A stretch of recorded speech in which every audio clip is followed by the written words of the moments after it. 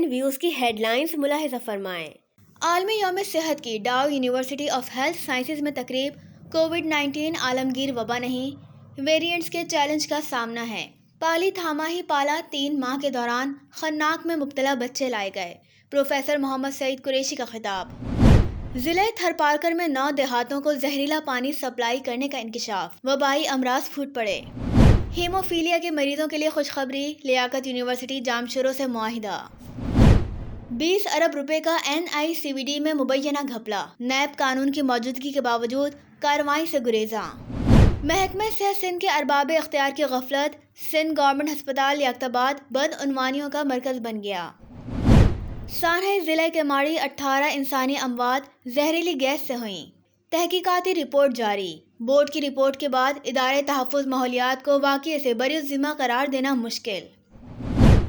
ملک میں احتیاطی صحت کی سہولیات کے فروغ پر توجہ دینے کی ضرورت ہے۔ صدر مملکت ڈاکٹر عارف علوی کی زیر صدارت ہیلتھ سروسز اکیڈمی کی سینٹ کا 4تھا اجلاس۔ ڈاکٹر نعیم قائم خانی ڈاکٹر نادر کو ایمرجنسی طبی آلات کی کٹ دے رہے ہیں۔ اب آپ آج کی ہیلتھ نیوز اینڈ ویوز کی تفصیلات ملاحظہ فرمائیں۔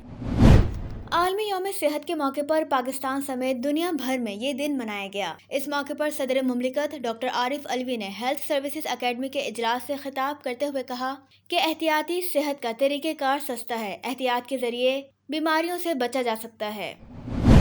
ڈاؤ یونیورسٹی آف ہیلتھ سائنسز میں عالمی یوم صحت کی تقریب سے عالمی ادارے صحت پاکستان کے چیف پالی تھاما ہی پالا نے کہا کہ کووڈ-19 کی عالمگیر وبا میں تیزی سے کمی آ رہی ہے۔ اس کے نئے ویریئنٹ آ رہے ہیں جن سے نمٹنے کے لیے جینومک سیکوینسنگ لیب کا فعال ہونا ضروری ہے۔ پاکستان کی ان 5 لیب میں خوش قسمتی سے ایک لیب ڈاؤ یونیورسٹی میں ہے۔ Today is World Health Day. Is the birth of WHO in 1948 in a day called Day of 7th of April. So since then WHO is commemorating the World Health Day on 7th of April. Apart from that, this day is very important because we are now 75 years from the birth, and WHO is focusing on health for all as a theme of World Health Day this time. And WHO is an organization which do more research work, come out with standards and norms, evidence for policies, and supporting countries to promote health and serve for vulnerable and make the countries safe. So those are the main interventions, and finally WHO is working hard to ensure health and well-being of people in countries. Professor Muhammad Saeed Qureshi نے 75ویں سالگرہ پر مبارکباد پیش کرتے ہوئے کہا کہ ڈاؤ university تحقیقی عمل پر بھرپور توجہ دے رہی ہے۔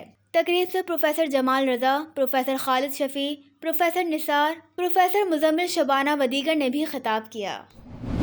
ضلع تھرپارکر زہریلے پانی کے استعمال سے بچوں کی نشوونما میں تاخیر، گردے کی بیماریاں، جلد سانس سمیت دیگر امراض جنم لیتے ہیں۔ یہ بات Mehran university of engineering and technology کی تحقیقاتی رپورٹ میں بتائی گئی ہے۔ ضلع کے ماڑی کے علی محمد گوٹھ میں جنوری 2023 میں 18 افراد کی ہلاکت کی تحقیقاتی رپورٹ اسپیشل میڈیکل بورڈ نے جاری کر دی ہے۔ اموات کا نتیجہ پوسٹ مارٹم کیمیکل ایگزامینیشن سے نکالا گیا، جس میں ثابت ہو گیا اموات زہریلی گیس سے ہوئیں۔ تاحال زہریلی گیس پھیلانے والی خلاف قانون فیکٹریوں کے خلاف کوئی کارروائی عمل میں نہیں لائی گئی ہے۔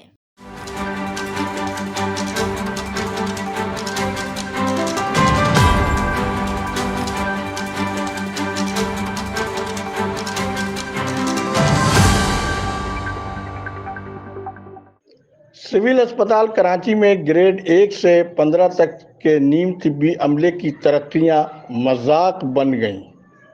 520 خالی اسامیوں پر حیرت انگیز طور پر 2 لاڈلوں کی سفارشی ترقیوں نے نیم طبی عملے کی تنظیموں کو آمنے سامنے لا کھڑا کیا۔